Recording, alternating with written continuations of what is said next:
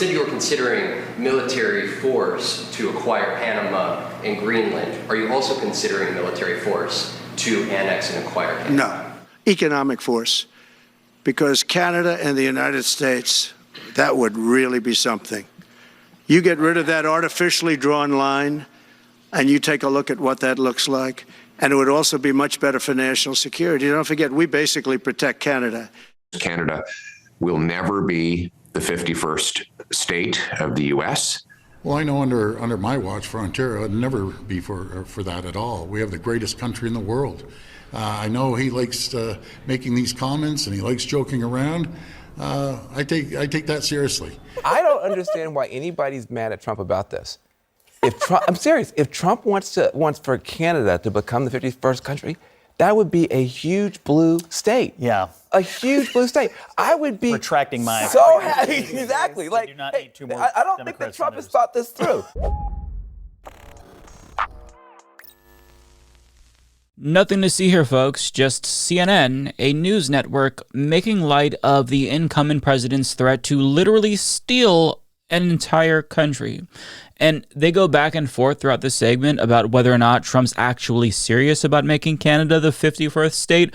But you know who's taking this very seriously? Canadians. You just heard from two of them, two Canadian politicians who are by no means liberal or left-leaning. Pierre Poilievre and Doug Ford are Trumpian politicians in their own ways. Poilievre, who's almost certainly going to be the next prime minister after the next election, has basically turned the Conservative Party of Canada into a Republican-light apparatus, and Doug Ford's wife was celebrating Trump's victory in November, but rather than working with Trump to make Canada more Trumpian, they now instead have to worry about a legitimate threat to their own sovereignty from a neighboring country that's supposed to be an ally. And you want to know who else doesn't find this funny? Canadian viewers of CNN who hammered them in the comment section for even entertaining this idiotic idea in a serious way. Here's some examples. How utterly insulting that you are even thinking of joking about taking over Canada, my country. Greetings from Toronto, Canada. I will die for Canada. You don't know who you're messing with, CNN. We are Canadian. We don't want to merge with US. This is not a joke. CNN, you need to apologize to the Canadian people. Canadians, we need to stop watching CNN. They have lost all integrity. Simply no respect for any, even allies. I am Canadian, and I can confidently state that we are aware of all the favorable attributes of our country, and under no circumstances are we going to bend the knee to Donald J. Trump, much less sell out to America or anyone else. Why would Canada and Greenland want to lower their standard of living by joining the United States? Canada is ranked 8th, Iceland is 11th, and the US is 15th on standard of living worldwide. Disgusting to even entertain this idea. The only joke here is how pathetic America looks. Stay off our land. So as you can see, they're pretty pissed off, and rightfully so. But just put aside their history and culture as a country and consider why anyone in their right mind in Canada would want to attach themselves to an objectively worse country. They'd have to give up their health care as well as a better standard of living, as one of the commenters pointed out, all for what? Just to say you're part of America? To appease the imperialist ambitions of some autocratic asshole in another country? Why would any one of them want to do that? Give me a break. But American news outlets, they're not taking this threat seriously, and to be fair, it's because Trump seemingly is only half serious about this. With that being said, him wanting to take Panama and Greenland also started out as this half-serious idea, and now it kind of seems like he's being dead serious about wanting to take Panama and Greenland, and I say this because he's now threatening Denmark with tariffs and refusing to rule out military actions to take Greenland and Panama. Can you assure the world that as you try to get control of these areas, you are not going to use military or economic coercion? No. And can you tell us a little bit about what your plan is?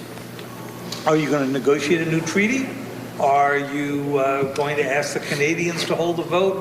What is the strategy? Yeah, I can't assure you, you're talking about Panama and Greenland. No, I can't assure you on either of those two. But I can say this, we need them for economic security. The Panama Canal was built for our military. I'm not going to commit to that now. It might be that you'll have to do something. Look, the Panama Canal is vital. Well, we need Greenland for national security purposes. I've been told that for a long time, long before I even ran. I mean, people have been talking about it for a long time. You have approximately 45,000 people there. People really don't even know if Denmark has any legal right to it. But if they do, they should give it up because we need it for national security. That's for the free world. I'm talking about protecting the free world. You look at, you don't even need binoculars. You look outside, you have China ships all over the place. You have Russian ships all over the place. We're not letting that happen. We're not letting it happen. And if Denmark wants to get to a conclusion, but nobody knows if they even have any right, title, or interest. The people are going to probably vote for independence or to come into the United States. But if they did do that, then I would tariff Denmark at a very high level. Yeah, so not so much of a joke anymore, it seems. But I've just got to pause for a moment and ask, what the fuck is even happening? Are we being punished for something that we all did in a past life? I mean, we are truly living in the stupidest fucking timeline imaginable. Trump could be using his bully pulpit to raise the salience of any issue that he wants. He could focus on eliminating food insecurity or housing the unhoused or, I don't know, climate change, which literally threatens the existence of our entire species, but he's fixating on global conquest and trying to take over certain parts of the world that he doesn't have ownership of because ego, I guess. I don't know. But I mean, if you voted for him, do you not feel used? Because he promised to bring down the cost of living and groceries and gas, but instead, he's talking about growing the American empire as if that helps you.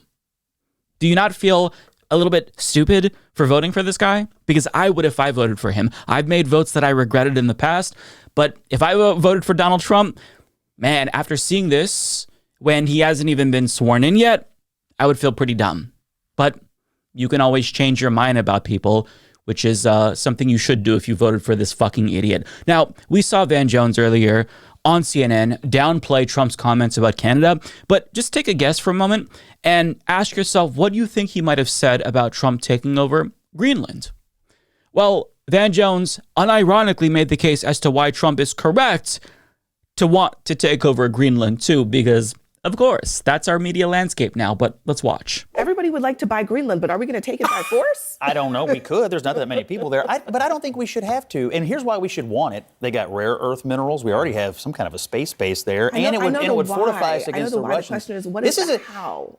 I mean, Trump's a wheeler dealer. Make an offer to the Denmark and see what they have to say. How much are we willing to pay? I don't know. How much could it possibly?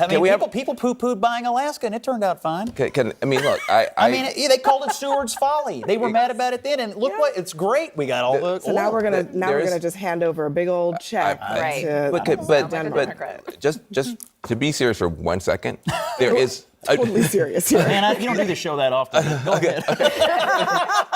No, but there is a strategic problem that we have both geopolitically and when it comes to critical minerals, because as the Arctic thaws out, you've got a bunch of sea routes that are up there. There's going to be a lot of geostrategic competition in that part of the world. So Greenland is going to become more important. Whether we buy it or take it is not the issue. The issue is that has not been important to us in the past, and it will be in the future. Cackle, cackle, cackle, cackle. Yeah, but in all seriousness, we actually should definitely take over Greenland. Listen, I feel like it's obvious if you're watching this video, but just in case there's any confusion, I fucking hate Van Jones. This vapid ideologue has no political ideology whatsoever, and like most media grifters, he'll attach himself like a leech to whatever movement is popular in any given moment. After Trump won the last time, he was a liberal resistor crying on TV. Trump wins the second time, and now he's a soft supporter of MAGA, and he's pro-imperialism all of a sudden. Not that this is the first time for him, since he spoke at the evangelical pro-Israel rally back in, was it September of last year? I'm not really sure. But either way, this man is a fucking opportunistic grifter, and he just needs to shut the fuck up. But I don't want to pick on Van Jones exclusively here, even though he deserves it, because he is representative of a broader problem in this country. Nobody believes in anything. Nobody believes in anything. Nobody has core ideologies. It's just vibes and whatever is happening at the moment. And this is apparent because seemingly everyone is just going MAGA in the aftermath of Trump's victory. There's Mika Brzezinski and Joe Scarborough, John Fetterman, there's Jeff Bezos, Tim Cook, Sam Altman, Patrick Soon-Shiong, everyone. If they haven't explicitly endorsed Donald Trump, they've capitulated to MAGA in some way. And it's just so pathetic. That includes so-called progressive outlets like TYT. And on the subject of TYT, by the way, remember when Anna Kasparian said that Trump wasn't a fascist because in her narrow definition, the criteria would have to include conquest and imperialism. Interesting. I wonder if she's going to reevaluate her position now that Donald Trump officially meets one of those core tenets of her skewed definition of fascism. Something tells me that she's just going to pretend like we didn't see her say that too. But even though, I'm focusing on media personalities and oligarchs, it's not just them. This is a nationwide phenomenon that we're seeing. Pixar is censoring trans characters from an upcoming streaming series, and Disney reportedly told them to downplay environmental themes from an upcoming film. Corporations like Walmart are rolling back DEI programs that they launched in the aftermath of the George Floyd protests in 2020. And this comes after other corporations like Target already announced that they were limiting Pride products in the aftermath of right-wing backlash. But this is only the beginning. Our entire culture is shifting to the right before our very eyes, and it's about to get exponentially worse. Now, right-wing oligarchs are buying social media platforms. And no, I'm not just talking about Twitter. Kevin O'Leary, a wealthy Canadian Trump supporter, well, he announced that he is close to closing a deal to buy TikTok. And then on midday, 12:05, Trump will be who we have to work with to close the deal in the months ahead. So I wanted to let him know, as well as others in his cabinet, that we're doing this, and we're going to need their help. Oh, goody. A conservative is buying one of the few social media platforms I still enjoy using. I'm sure that, he's not going to use it for nefarious purposes to push some sort of a pro-business, pro-fascist agenda. I'm sure it's going to be just fine, as was the case after Elon Musk bought Twitter, right? I mean, look, if they buy YouTube, we are so cooked. We're so cooked as a country. But, before you start thinking about not using TikTok and going back to Facebook, for example, well, Mark Zuckerberg just announced an end to fact-checking on Facebook in lieu of a more Twitter-based approach, which, it might sound like a bad idea on paper, but he's going to do it anyway because that's what Daddy Trump wants. The recent elections also feel like a cultural tipping point towards once again prioritizing speech. So we're going to get back to our roots and focus on reducing mistakes, simplifying our policies, and restoring free expression on our platforms. More specifically, here's what we're going to do. First, we're going to get rid of fact checkers and replace them with community notes similar to X, starting in the US. After Trump first got elected in 2016, the legacy media wrote nonstop about how misinformation was a threat to democracy. We tried in good faith to address those concerns without becoming the arbiters of truth. But the fact checkers have just been too politically biased and have destroyed more trust than they've created, especially in the US. So over the next couple of months, we're going to phase in a more comprehensive community notes system. Now, he goes on, but we don't need to hear any more. I'll spare you the pain of hearing that insufferable cunt speak for any longer than we need to hear him speak. Now, in short, what he's doing is saying free speech is back and the fact checkers are out.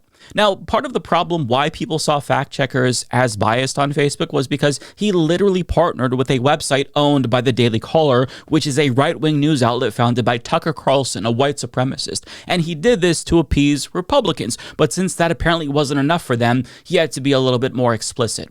In other words, he caved to Trump's threats, and Trump sees this, and he is appeased. Say it. Do you think he's directly responding to the threats that you have made to him in the past? Probably.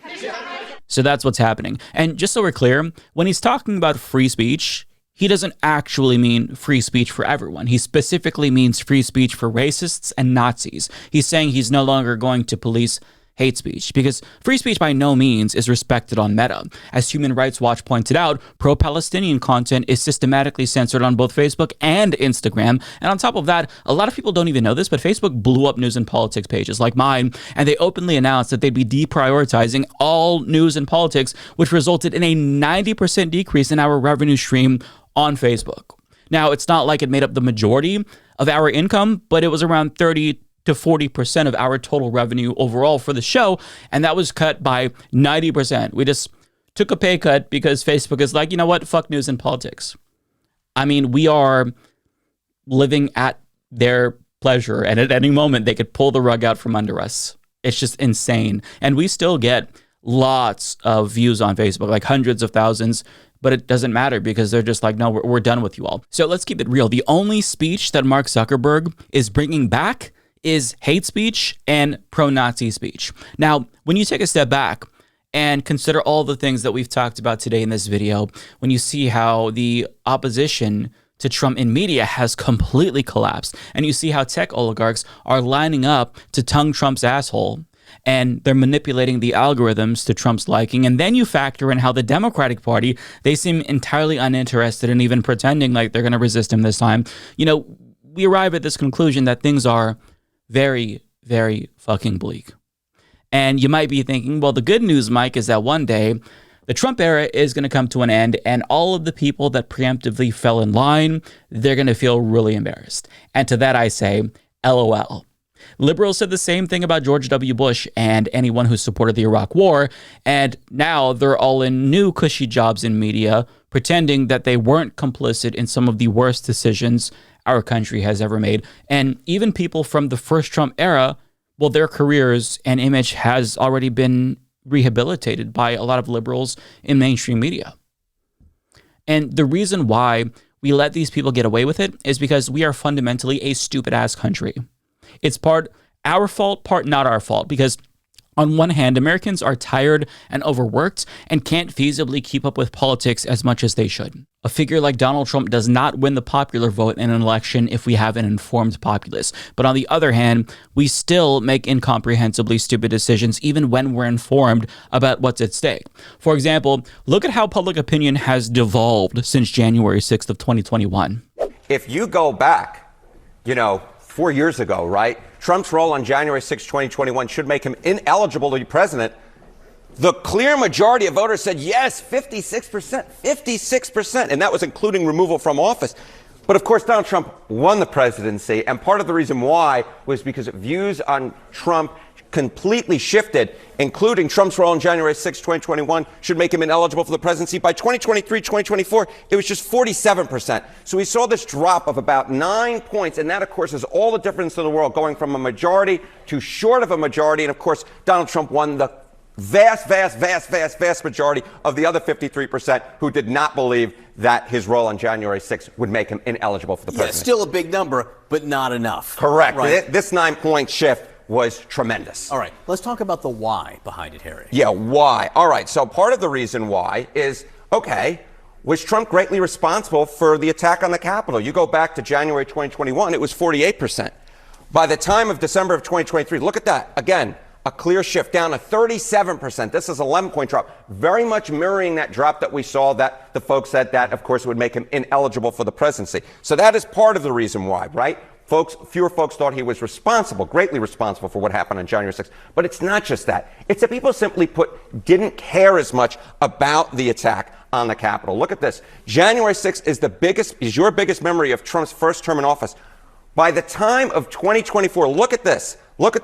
It was just 5%. Just 5% of Americans. And among Republicans, it was just 2%. So the bottom line is fewer Americans faulted Donald Trump or thought he was greatly responsible for the January 6th attack. And more than that, as it went into the rearview mirror, far fewer folks thought that it was their number one memory. Yeah, and this is an extraordinary number, given that President Biden, when he was still in the election, was really putting this as his main issue. Never really was registering.